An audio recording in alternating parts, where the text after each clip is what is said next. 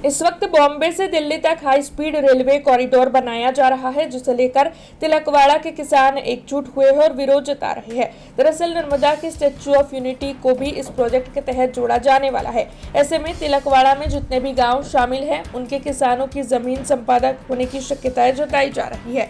ऐसे में जमीन संपादन न करने की मांग के साथ किसान तिलकवाड़ा मामलतदार कचहरी पर पहुंचे और वहां पर उनकी ओर से आवेदन पत्र देते हुए इस मामले में जोरदार विरोध जताया गया। ખેડૂતોની જગ્યા રેલવેના નામે લીધી છે। રેલવેમાં જે જગ્યાનો વપરાશ થયો છે એનાથી ડબલ જગ્યા લીધી છે।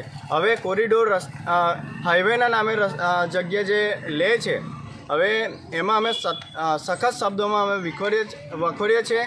અને જો અમારા કોરિડોર રસ્તાની જરૂર નથી, જો આ બળજબરીથી સરકાર તંત્રનો ફાયદો લઈને જો આ જમીન આંટવામાં આવશે તો અમે ગાંધી ચિંધ્યો માર્ગ અપનાવીશું।